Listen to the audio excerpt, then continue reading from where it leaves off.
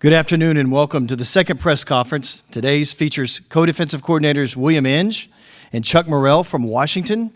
We will have 15 minutes of availability with each coordinator, and then we'll open up to availability with 5 Husky offensive players. After each coach makes a brief opening statement, we will open the floor to questions.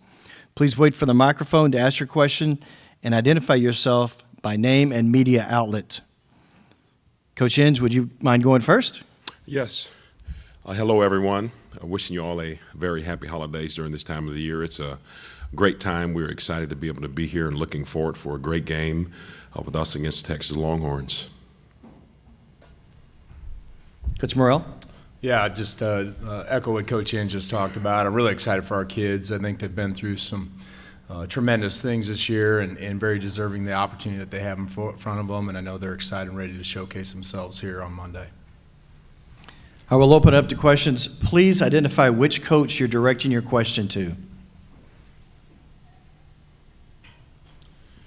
We'll go to the right side in the back.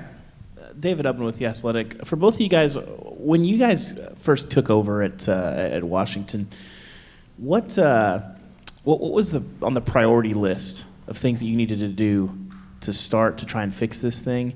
And what was sort of the difference for you who was at Fresno, the difference in trying to do that in 2022 versus 2 years earlier? Well, probably the biggest thing that we did to start off on our end was to make sure we had great staff cohesiveness, obviously between us and the staff that was coming. I think the biggest thing that we had is a majority of the staff came in. So there was one element that we didn't really have to worry about as much from a staffing standpoint. The next thing that we really had to do was to really get to work and grind with the players. And we saw them really attached to everything that they were doing, like obviously ourselves with the front seven and Coach Morell managing everything in the secondary. I think it was really good to see how the guys really opened up and took heed to the system, you know. Yeah, I mean, I think the first thing is just establishing Coach DeBoer's culture. I mean, that's first and foremost. He's got a unique culture that's carried him through a lot of success, and really just getting our guys to buy into that and being selfless and having a 1-0 mindset and the rest of the stuff that's taking care of itself from my view. We'll go to the right side, front. Danny Davis with the Austin American Statesman. Chuck, obviously y'all get to see talented receivers every day in practice, but what stands out about Xavier Worthy when you look at him on the film? Yeah, top-end speed. I think he's got a credible. He might be one of the fastest guys, if not the fastest player that we've played against this season. Obviously, it's round 2. We've seen most of these guys a year ago, almost exactly a year ago, and I think he's definitely improved his game.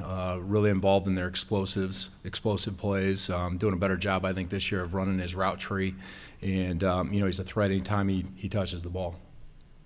Okay, we'll go to the left side, front row.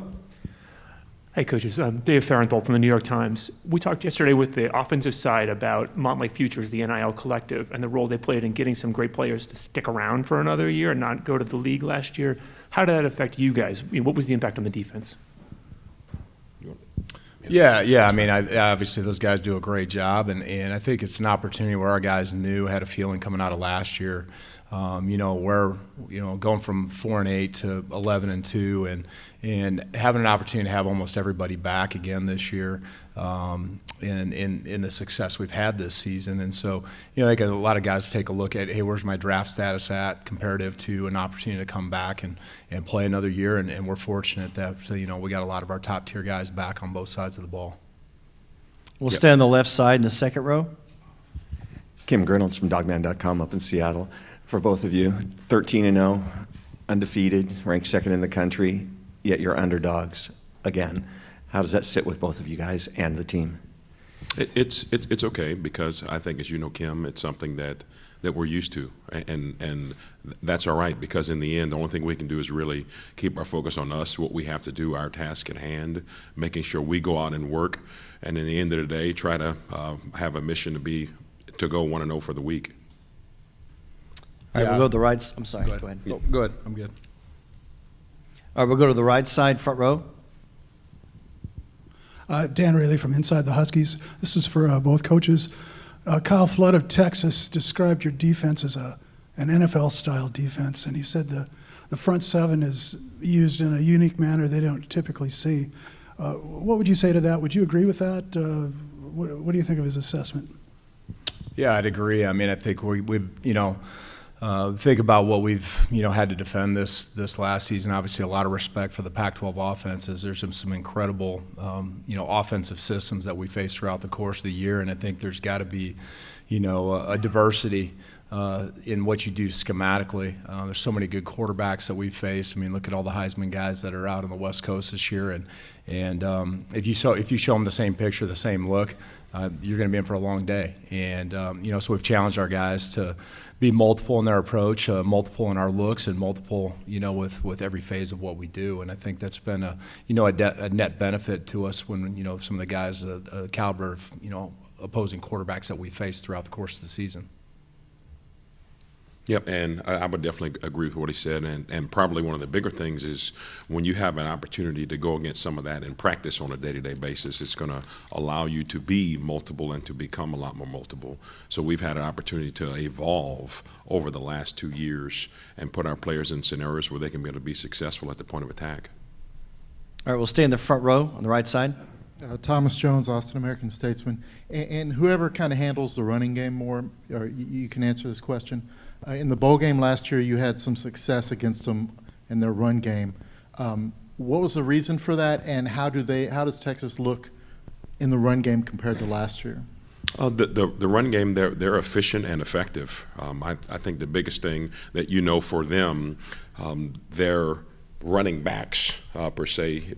Number 5, Bijan, and those guys were not there, so they came in with their next guys. But I think the biggest thing our guys did is we really pride ourselves on being able to be fundamentally sound and making sure we're all executing our job. At one time, we have a one of 11 mission. Every person doing your job exactly the way it's supposed to be done when you're supposed to do it. So that's something that we really set ourselves out to do on a day-to-day basis in practice and games. So that's kind of the core fabric of what we want to be able to do and continue to become. All right, we'll go to the far left, first row, left side. Brandon Marcello, 24/7 Sports. Chuck, this is for you. I was just wondering about the haven of coaching in Sioux Falls. Yourself, Kalen, Bob Young, Curtis Riggs, Jim Nance. What is it about that area and the coaches that have come through there and have so much success? And what are your fondest memories of being in Sioux Falls? It's my alma mater, obviously, so that's the first thing. And I think just, growing up as a young coach and some of the incredible experiences that the young men in our program had, I can, remember them clear as day. An opportunity for, those guys at the small college level to win multiple national championships and the joy that they had in those moments is what really sticks with me. And I think, that coaching group, goes back to the mentorship of Bob Young, as you mentioned, and just a very unique human being. There's nobody else in the country I've ever come across that's anything close to him. And he's, 98% about culture and was probably 2% about football. And so when you look at our culture today, I mean, there's so many similarities, and I think the way that, and certainly Coach DeBoer has his own way of directing a program, but there's a lot of carryover from that. And why is Washington here? I think it's a big part of going back to those roots at that time in those days. All right, we'll stay on the left side in the front row.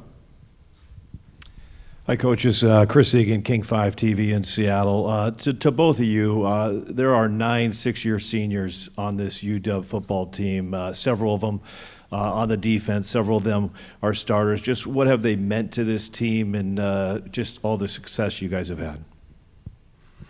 When you have a chance to have a mature team, it puts you in a position to be able to be successful because they have what you call a lot of sweat equity in the program from a developmental standpoint, from a scheme understanding standpoint, and from a performance standpoint. And when they buy into the culture that Coach DeBoer has brought in and we all put that into place, you can see some of the great benefits that come into play now. Whenever you have an element of maturity about yourself, there are some things you can do that'll be a little bit different, and we put our players under a lot of put them in a lot of tactful, stressful scenarios, and they're able to thrive in a lot of those moments. So that's some of the benefits that you can see when you have a mature team.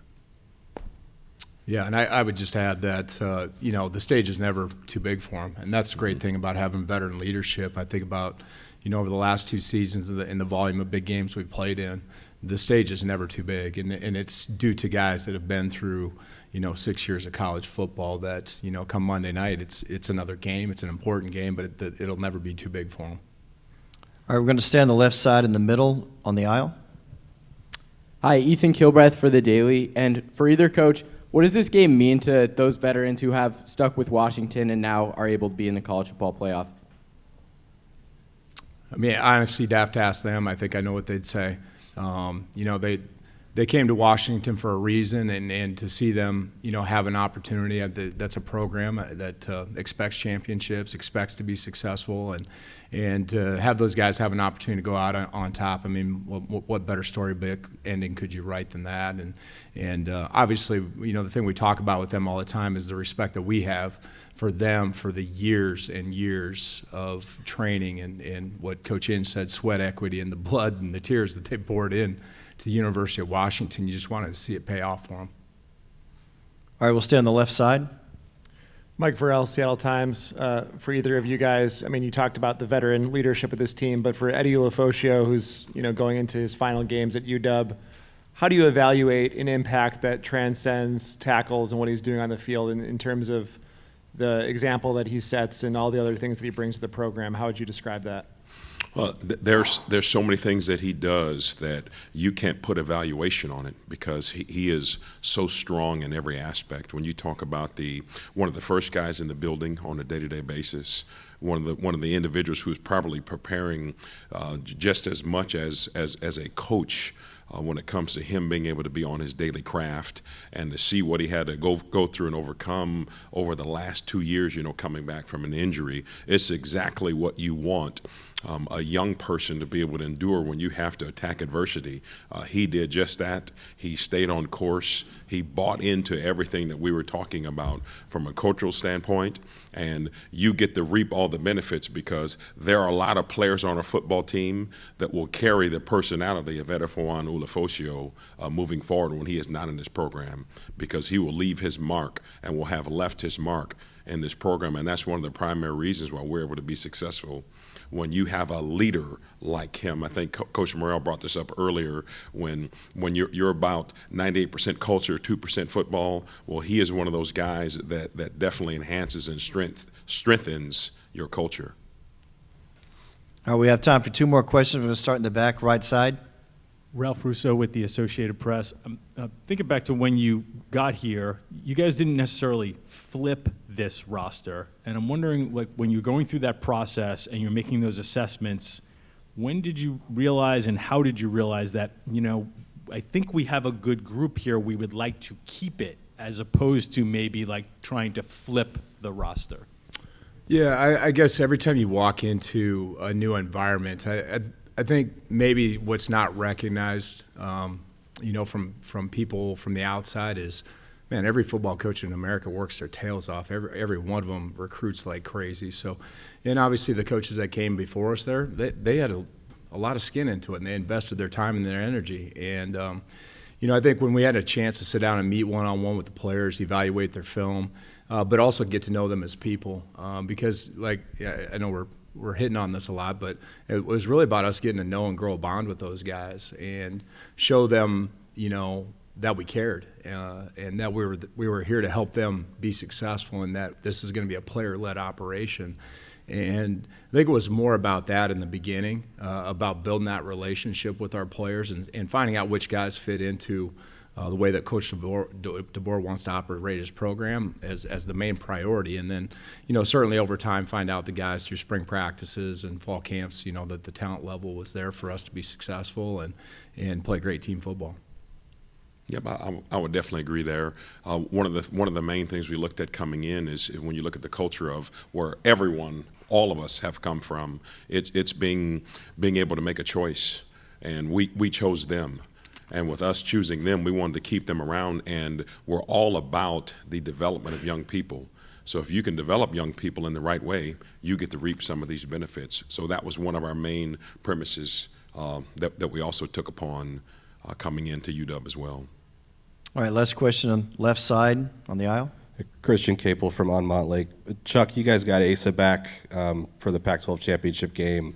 What's it been like for him in trying to battle back through injury, dealing with playing with a club or maybe not playing with a club now? And what's his availability like for this game? And how does that change things for you on the back end if he is fully available? Yeah, we're counting on. Yeah, he's there, and I just proud of him. He's gone through a lot, and the mental challenges of being injured and trying to play through.